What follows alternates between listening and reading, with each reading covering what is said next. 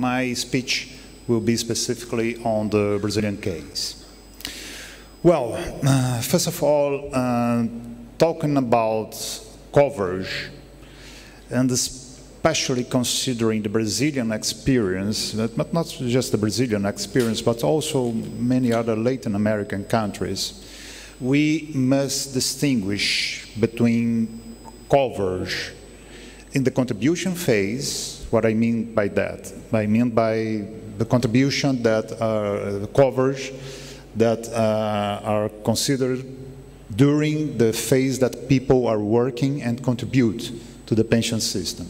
This is one sort of coverage that I will talk about. And there is another sort of coverage that is coverage in the benefit phase, when one is retired, when one gets a survivor benefits, when one gets disabled, things like that. So there are two sorts of coverage that we must distinguish when analyzing the general theme of coverage. The point that I want to stress is that when we consider coverage in the contribution phase, there are some determinants of it. But from my personal perspective, from my personal point of view, the major determinant of coverage in the contribution phase is economic development. It's very difficult for a country like Brazil, which is a middle-income country, with very high levels of informality, to have a huge coverage in the contribution phase. Why? There are many, many people that are very, very poor.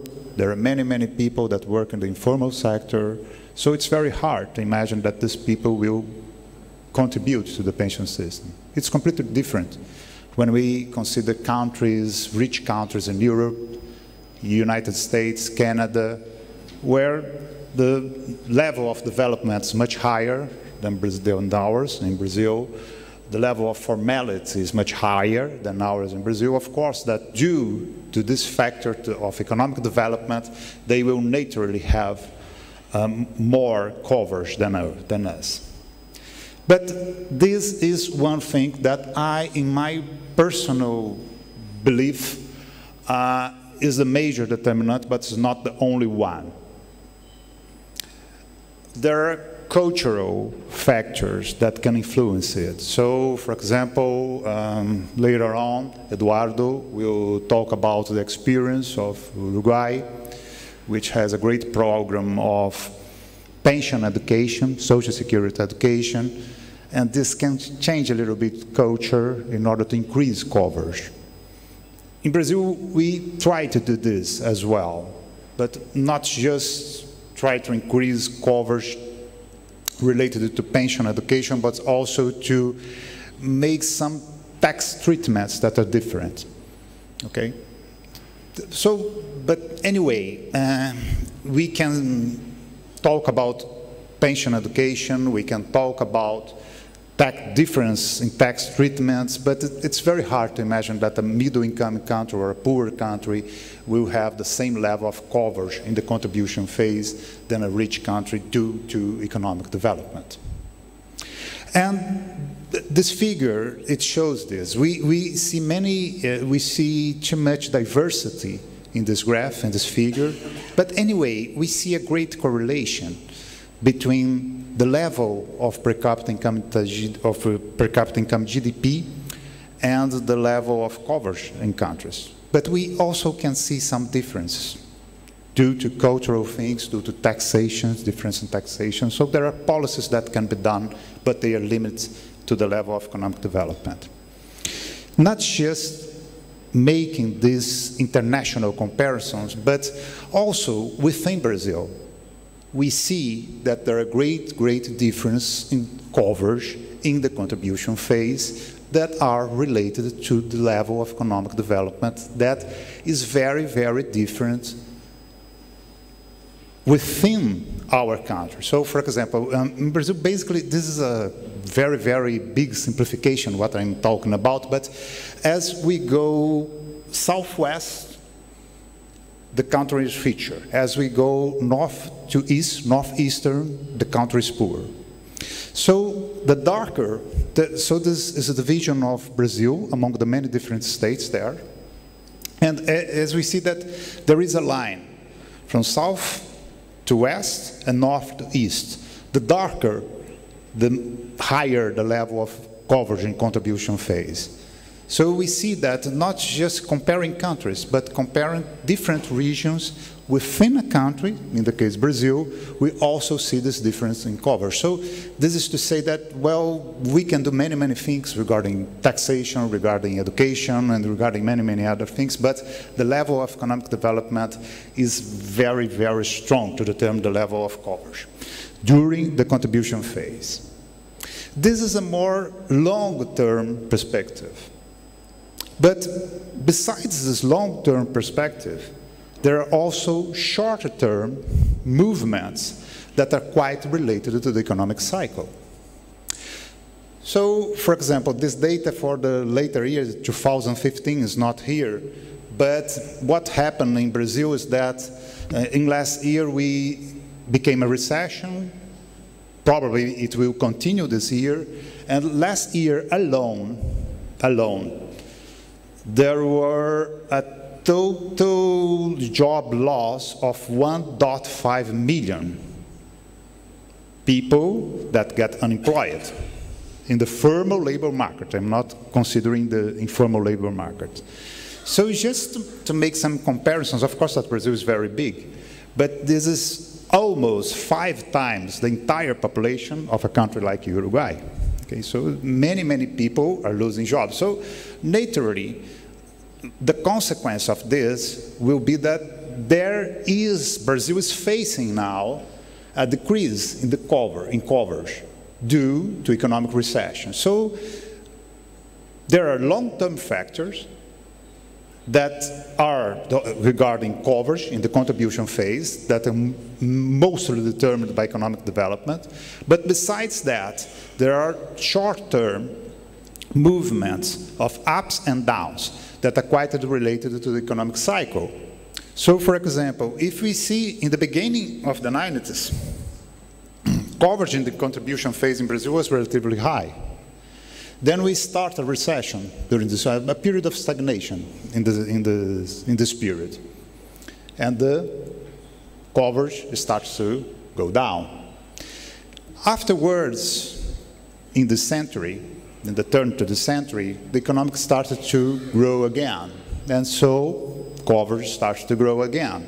Perhaps if we continue this for the next years, seeing the recession, we'll see the coverage going down. So there are short-term determinants that are quite related to the economic cycle. We are seeing this, and also long-term structural determinants of the coverage. But one thing is the coverage, considering the contribution phase. Another thing is the coverage considering the benefit phase. We see in Brazil this, at first glance, can be seen as something strange, as an oddity. But what we see as, although the contribution, the coverage in the contribution phase in Brazil is not that high, the coverage in benefit phase, considering people that are 6 years older plus, is high. Almost everyone in Brazil can get a benefit. If we consider 65 years old, which figure is not here, the statistics would be much, much higher, reaching more than 95% of the population. So why is this difference?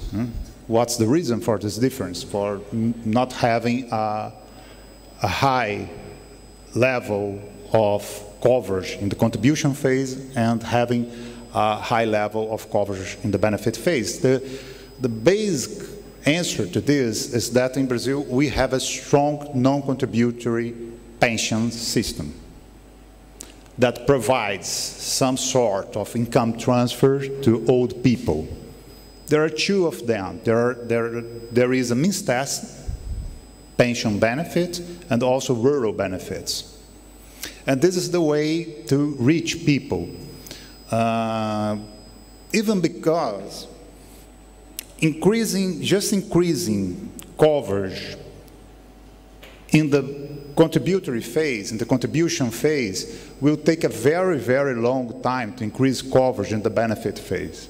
Because people will have to start to contribute. It will take 30 years, 3-4 decades in order to reach their benefits afterwards. So if you want to get a higher level of coverage to old age, you must start some sort of non-contributory benefit.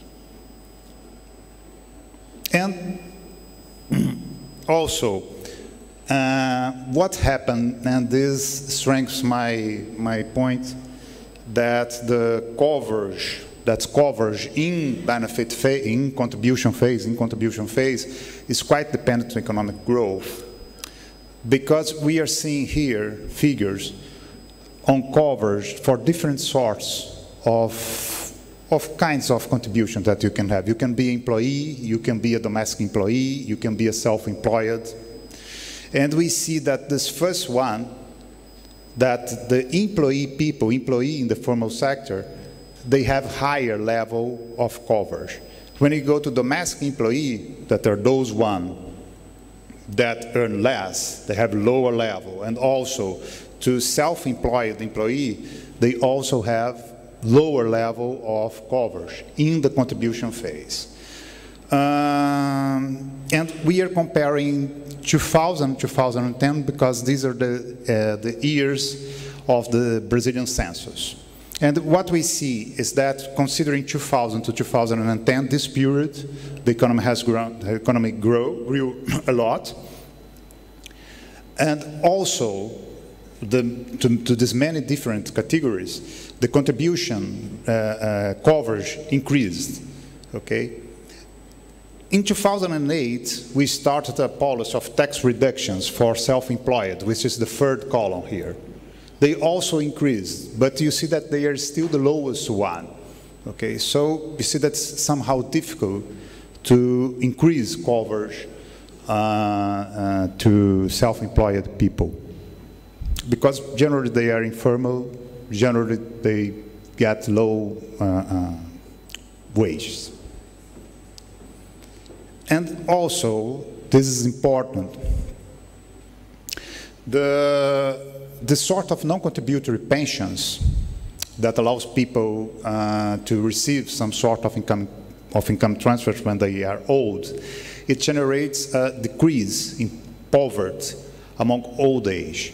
So if we get to the darker line, which is the most important here, we will see that if we consider 65 years or plus, poverty in Brazil for the old people are relatively low. When we go to the younger age, we see that poverty is high. So we see that this is a problem in Brazil because our policy is quite related to old age. So we see that we face low poverty rates at very old age, but high poverty rates at low age. Okay, but anyway, this is a negative aspect, but if we see on the positive side, we can see that we are relieving poverty at very old age with this sort of non-contributory pensions. And anyway, another important thing, when talking about coverage extension, we have to think about the actuarial impact of increasing coverage. Brazil, our pension system is financed as a pay-as-you-go, and we saw this morning many talks about demographic transition. This is happening in Latin America, but in a very different way because we are aging in a much faster speed, velocity than Europe did. Okay, so we are aging, but at an incredible speed. And we are financed as a pay-as-you-go. So, increasing coverage in Brazil, of course that I'm not, the increase of coverage is an objective, is an aim, because we are generating insurance for people against a disability, against someone dies in the family, and the family can get the income in order to replace this income that was lost. But anyway, increasing coverage, it has different impacts on the sustainability of the system. Because I'm talking about the Brazilian experience, I mean, it's not a general argument that I'm saying. It will increase revenue in the short term, because more people will contribute. But as these people get old, they will start to apply for a benefit, and they will receive a pension. Okay. Is it with me? No.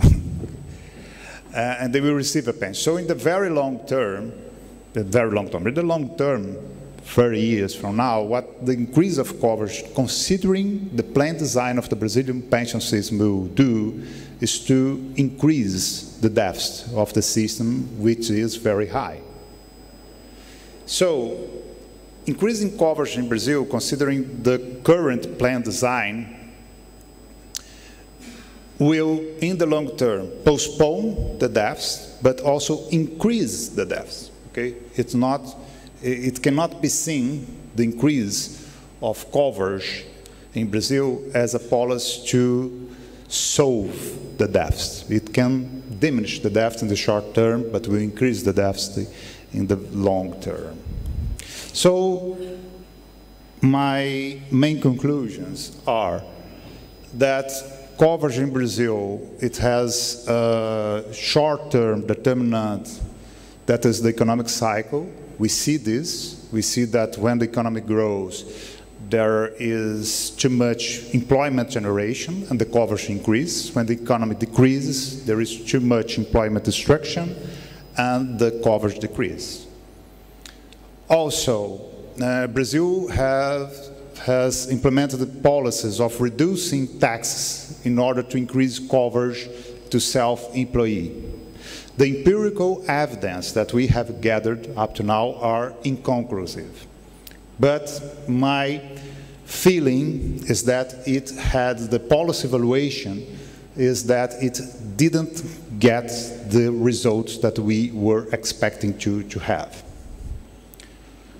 We in Brazil have a coverage in the benefit phase due to non-contributory pensions that is high. It relieves poverty, and it is completely independent of the economic cycle. People will get the benefit anyway. And also, the effects of coverage expansion in the contribution phase is mixed if we consider the fiscal aspects of it. In the short term, it alleviates the fiscal impact, but in the long term, it will increase the deficit. It will postpone the deficit, not just increase, but it will postpone for some years and increase the deficit. So we have to analyze, when analyzing a coverage extension, we have to also analyze its actuarial impacts over time. Thank you.